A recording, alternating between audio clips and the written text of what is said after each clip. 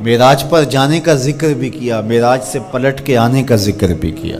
حضور تو وہاں تک گئے، جنتیں بھی پیچھے رہ گئی، سدرہ بھی پیچھے، لیکن پلٹ کے پھر آ گئے۔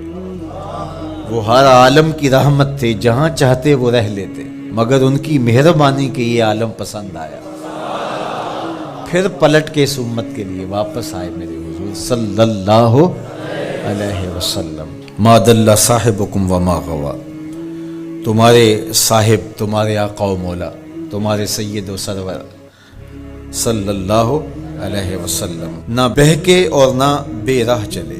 وما ینطق عن الہوی، اور وہ پیارے محبوب صلی اللہ علیہ وسلم اپنی خواہش سے بات ہی نہیں کرتے۔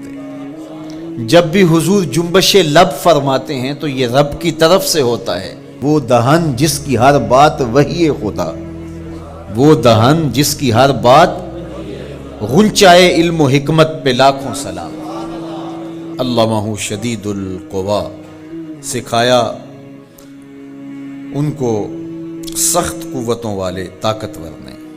ذو مرتن، جو سخت طاقتور تھا، فاستوی، پھر اس نے جلوے کا قصد فرمایا۔ وہو بالافق الاعلی، اور وہ آسمان بری کے سب سے بلند کنارے پہ تھا۔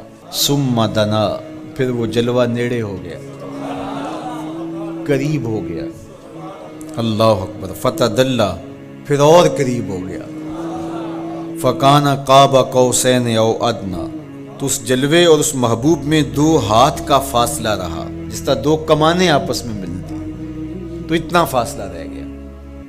اب یہیں اگر قرآن بات کو ختم کر دیتا تو کوئی کہتا کہ سمجھ آ گئی اللہ اور اس کے رسول کی قربت کی، کتنی قربت ہے، لیکن اللہ نے کہا یہ تمہارے سمجھانے کے لیے کہا، او ادنا، قرب اس سے بھی زیادہ ہوا۔ تم تو اتنا ہی سمجھ سکتے ہو نا، کس طرح 2 کمانیں آپس میں جڑتی۔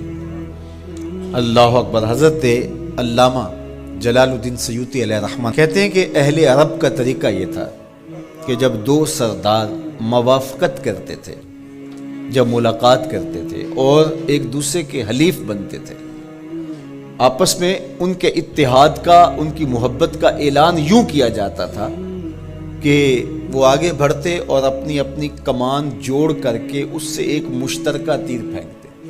یہ اس بات کا اعلان تھا کہ آج کے بعد ہمارا اتحاد ہو گیا ہے، ہمارا دوست دشمن سانجا ہوگا، کمانیں ہماری 2 ہیں لیکن ان سے نکلنے والا تیر آج کے بعد ایک ہوگا۔ یہ اس بات کا اعلان ہے کہ ان کا دشمن ہمارا دشمن ہوگا، ہمارا دشمن ان کا دشمن ہوگا۔